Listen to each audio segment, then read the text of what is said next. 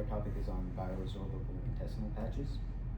And non-traumatic intestinal perforations have actually led to almost 12,000 American deaths in just the year 2021. And peptic ulcer perforations are a common reason that you have these perforations in the intestinal tract, have a 9.3% mortality rate as well as a 48.5% morbidity rate for around 1,800 patients. This is study for 1,800 patients in around 52 countries.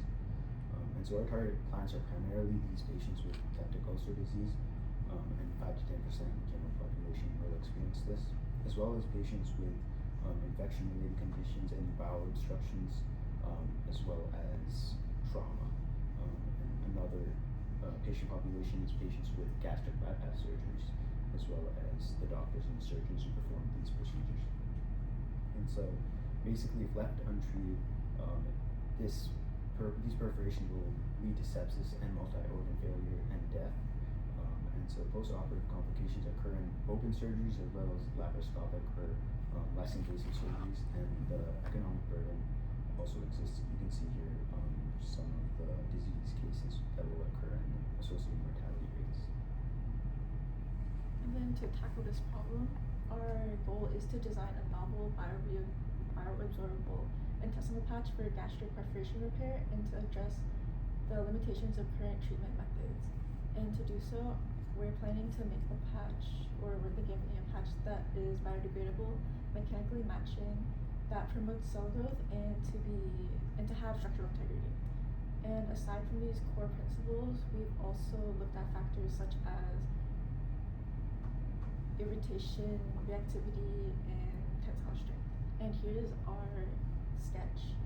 And for example, if there's a perforation in the stomach, the surgeon will attach the adhesive side of the patch to the exterior of the stomach, which is the serosal layer, and then the outer layer that's exposed to the cavity will be a non-adhesive layer.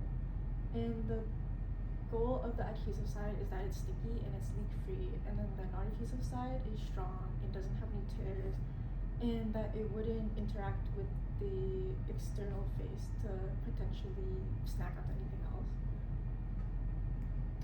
The market for this solution would be all gastrointestinal perforation cases across various etiologies. The payers would be insurance companies, Medicare, Medicaid, and hospital systems. And the justification for the cost of this product would be reduced hospitalization time, complications, and readmissions. And why would they choose our solution? So our solution would have many advantages compared to the current treatments. For example, open surgery and ammental patches. Our advantage is compatible with minimally invasive techniques, reduces complications and sutureless options. Compared to laparoscopic repair, our solution enhances laparoscopic approach and has a simplified application. And compared to synthetic meshes, our solution is safe in contaminated environments, biodegradable with no foreign body, promotes tissue integration, and has minimal inflammation. Okay, when thinking about the cost of our solution, first of all, we decided to break it down into two different categories. First, of course, talking about the development costs. This goes from everything ranging from research, clinical trials, preclinical trials, and of course, some form of certification. We're thinking about ISO 10993-1, and of course, the regulatory approval process, that being FDA or CE marking for whichever region we're talking about, but also added to that, the manufacturing and implementation costs, which range, they all have different ranges. We're looking at trying to get a true number about what would be the total development cost.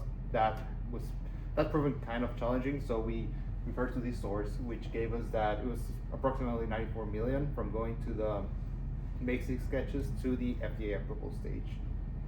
And then thinking of our audience, we are, as a team, we believe in designing with care, and thus we're looking about the entirety of the care continuum. Not only the main stakeholders, which are the patients, but also healthcare providers and especially financial stakeholders.